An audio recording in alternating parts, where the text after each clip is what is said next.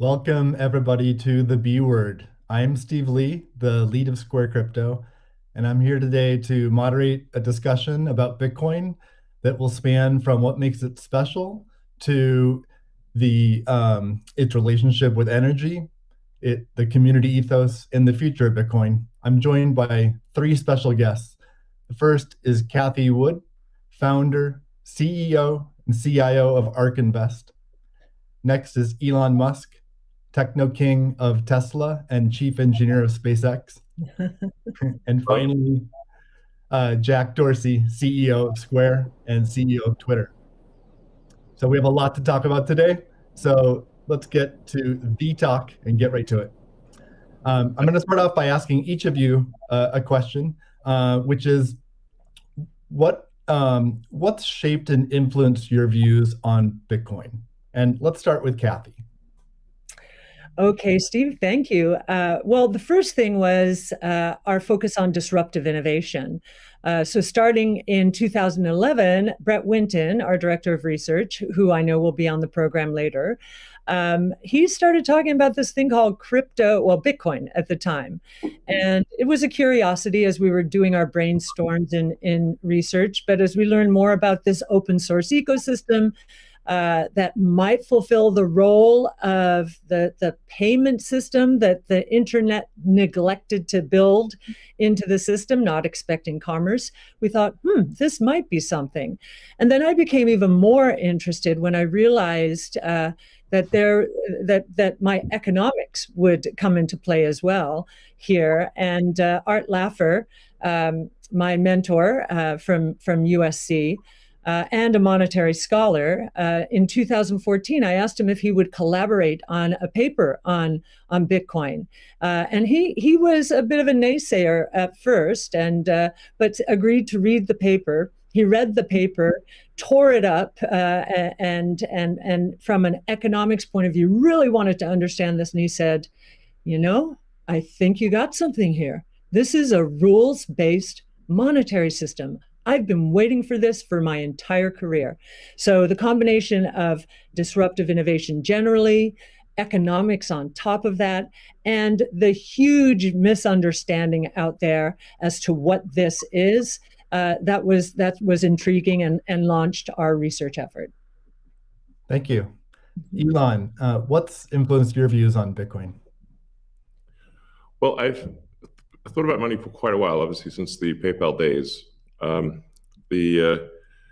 then the companies that preceded that, X.com, which I created, and Confinity, which Peter Thiel, Max Levchin, Luke Howry, and others created. We combined the companies and made PayPal. So I've been thinking about money for a long time. And really, I think it's best to think of money as an information system, primarily an information system for labor allocation. For practical purposes, it exists in a series of heterogeneous databases, like very different databases in bank mainframes around the world. It moves quite slowly in reality. It seems to move fast sometimes, and it does with PayPal, which is real time. But the vast majority of the systems out there are batch processing. So the actual reconciliation may take 1 to 5 business days, sometimes longer. And you have the ACH system, which is ancient and still in operation, which allows transfers effectively like a check would be an ACH transfer, but it's not secure. And you've got the credit card systems, which are also not secure. It would be like handing your username and password to a stranger in a restaurant if you buy a meal. So there's definitely an opportunity for something that is better from an information theory standpoint. So and there you can think of it like data on a network. I think is the way to view it. What has the most throughput? What has the least error? What drops the fewest packets? Fraud, for example, being a source of error, and government interference in currencies being a source of error. But it's fundamentally an information system. So I think it makes sense to support something that improves the quality of information with which we conduct the economy. And Bitcoin is a candidate for that. It does, I think, some things Well, and it's obviously it's evolving, and there are additional things like Lightning being done on top of Bitcoin. But Bitcoin per se is mostly solving for scarcity, or rather solving for essentially having no throat to choke, decentralized. So there's no one who can be coerced in any way to empty their Bitcoin account. Well, I guess they could technically, but on an individual basis, but the system as a whole cannot. And it has an open ledger, which is also quite good. But transaction volume is low. Transaction cost is high, and usability for the average person is not yet very good. But it has a lot of potential. And I should say that, like, I'm not, and I apologize for taking a long time, but there certainly is a lot to say. In general, I'm a supporter of Bitcoin and the idea of cryptocurrency in general. But as I've said publicly, we do need to watch out for crypto taking, especially Bitcoin, using proof of work to maybe use energy that's maybe a bit too much and not necessarily good for the environment. So, but on balance, I support Bitcoin, and I'm not an investor. The only publicly traded stock I own is Tesla, and the only significant thing I own outside of Tesla is my SpaceX stock that could help create both companies. So, but apart from that, I do own Bitcoin, and Tesla owns Bitcoin, SpaceX owns Bitcoin, and I do personally own a bit of Ethereum and Dogecoin, of course. So. Okay, great, thank you. And we'll get into some of those issues in more depth as well. Jack, how about you? What shaped your views of Bitcoin? The network and the community. It's deeply principled. It's weird as hell. It's always evolving, and it just reminded me of the internet when I was a kid. And I encountered alt cypherpunks when I was fairly young, and this was a topic of discussion for years. I didn't touch it until 2008 when we started Square. Elon and teams at X and PayPal inspired a lot of what we were trying to do, trying to bring in more to a physical world, but we encountered this crazy predatory system that was slow, that was obtuse. And I think, one of the things that we tried to do, which X and PayPal also tried to do, is build an abstraction layer around this complication and around this predatory nature that the financial industry can tend to be, and make it work for people. But when I saw Bitcoin in 2009, you see a chance to replace the whole foundation. And everything that Elon was talking about in terms of ACH and the credit card networks were built with very different agendas in a very different time frame. And it's crazy that they still exist, and they have scaled, but they just are not relevant to today, and they're certainly not relevant to the future, especially when you consider the entire world and countries like Nigeria or Ghana or India, and its interconnection with countries like the United States and Canada and all over Europe. So what really drove my thinking and drives my passion around it is, like, if the internet gets a chance to get a native currency, what will that be? And to me, it's Bitcoin, because of those principles, because of that creation story, because of its resilience, because of the number of tests it's been. But what inspires me the most is just the community driving it. It just reminds me of the early internet. It's the only reason that I have a career, because I learned so much from people like who are building Bitcoin today, and I continue to learn in that sense, and I'm so grateful for it. So that's a good segue into the next question I'd like to ask you, Jack. Is you said before that Bitcoin changes everything. Can you speak more to that? Well, I just think that a lot of what we experience in life, when you really get down to the foundation, a lot of our monetary policies, a lot of our monetary systems cause so much distraction and so much cost.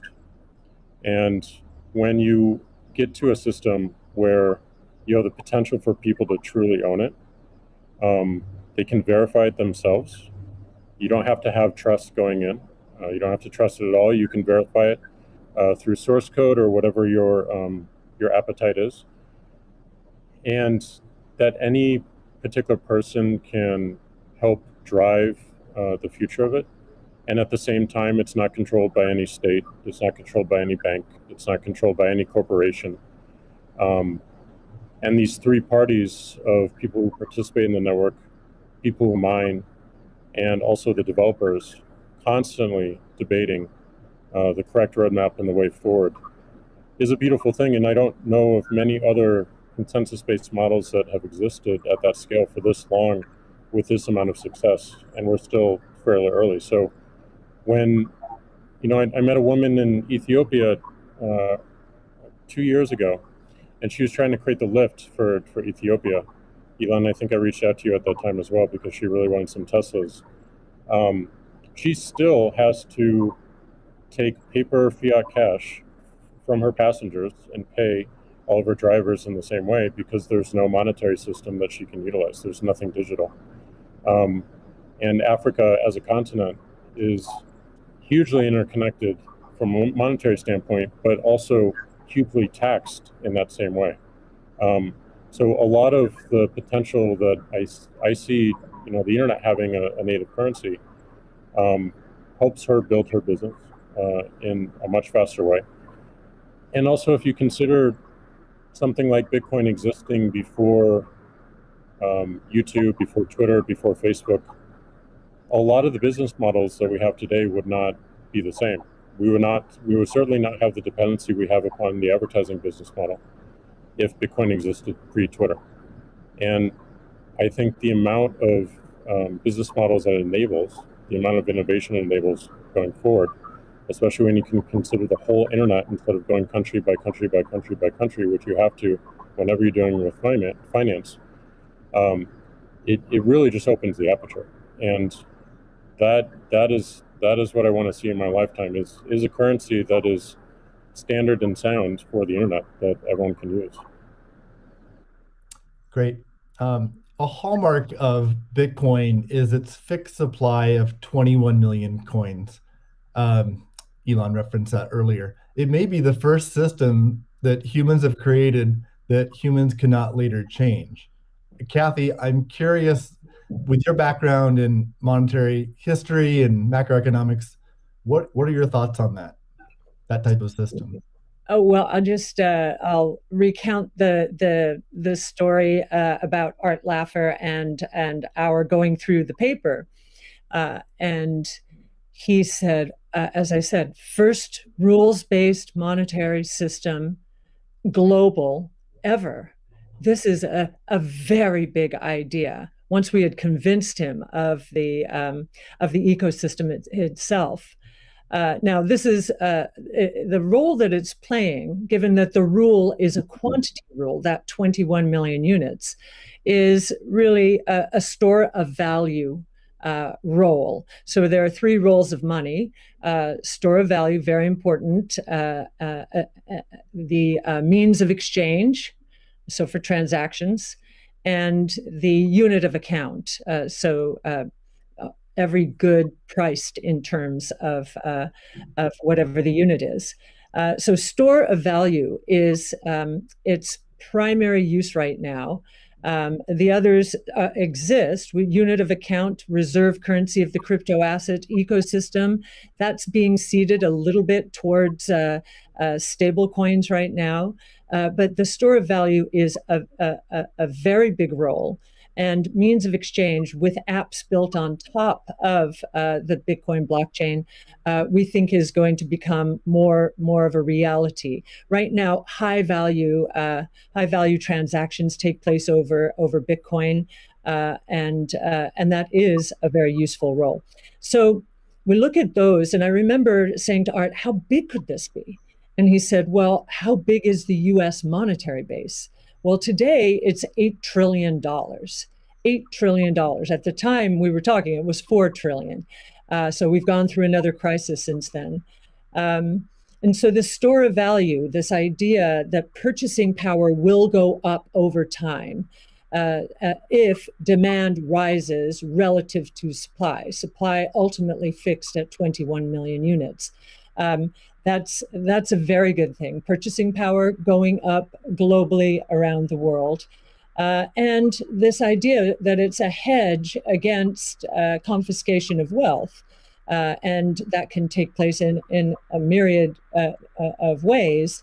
But inflation, and especially hyperinflation in emerging markets, is the primary way. Talk about destroying purchasing power. So that's a very big idea. And I'll also mention deflation. In some ways, it's a hedge against deflation. I know some people are confused that we at ARC think that we're in a deflationary environment here in the United States. If that is true, the odds of a hyperinflation in the rest of the world, especially in emerging markets, is also true. So, but this deflation, and we learned from 0809, there's counterparty risk associated with deflation. And I think Bitcoin would be a hedge against that eventuality as well. So it's a very big idea. Right. I suspect among us, there's not a lot of debate about Bitcoin's potential as a store of value. But Jack, you referenced earlier it being or becoming the native currency of the internet. Can you speak more to that, and also how it relates to maybe how institutions think about it? Yeah, I mean, like just simple example. If I happen to be in Ghana and my family's in Nigeria, currently I can take anywhere from and I need to send money back, anywhere from 10 to 30% off the top just to send that money back. Whereas if you just focus on the worldwide remittance problem, Bitcoin solves so many of those problems today instantly without having to go through any intermediaries or any slowness or complicated systems at a corporation or state created. So I think having sound money that is separate from the state is the idea. Having it completely verifiable by everyone, including the state, including corporations, including individuals, including developers who want to build on top of it, is quite powerful, and that's what keeps it secure and strong. And I think that's we need more of that, which is why this one of the reasons why this conversation is so important is as entities come into the space, it's not just buying an asset and holding on to an asset and treating it as an investment. There's something special that created this, and something precious and something very unique, which has to be protected, and we need to do whatever we can to help that thrive as well. Elon, I'm curious your opinion on this. You mentioned earlier about Bitcoin's throughput, or the importance of throughput, maybe some concerns around Bitcoin. Can you speak? Do you think Bitcoin can become peer-to-peer cash? Well, Bitcoin does have a fundamental scarcity limit at the base layer that's designed in. That doesn't mean you can't have some layer 2 system in theory like Lightning. And I understand Lightning is doing well in some small countries. There's some question mark as to whether you need a money transmitter license. Just a debate as to whether that's needed, given that it is not open ledger. So that's a whole separate debate, of course. But Bitcoin by itself simply cannot scale to be the monetary system for the world at base layer. But with a second layer, this is possible depending upon how that second layer is implemented. That's part of why I think there may be some merit to something that may seem silly, like Ethereum, like Dogecoin. I think Ethereum also, the three things I own outside of SpaceX and Tesla, and also obviously there's Neuralink and Boring Company, but of any significance are Bitcoin by far, and then some Ethereum and some Doge. So if the price of Bitcoin goes down, I lose money. I'm not sort of I might pump, but I don't dump. it's not a case of I definitely do not believe in in getting the price high and selling or anything like that. And I would like to see Bitcoin succeed. I think there's some merit to this is not a slam on Bitcoin. There's some merit to considering something that has higher max transaction rates and a lower transaction cost, and kind of seeing how far you could take a single layer network where the exchanges act as a de facto second layer.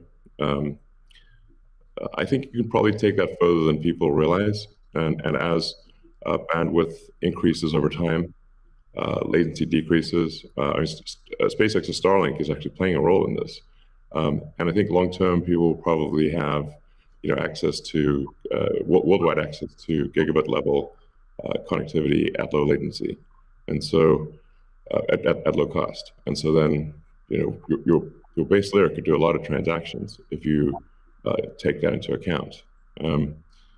So yeah, but like I said, Bitcoin with a layer 2 system certainly could scale to do a vast number of transactions. Same goes for Ethereum. Question about the scaling at the layer 1. The concern from the past 5 years of debate in the Bitcoin community is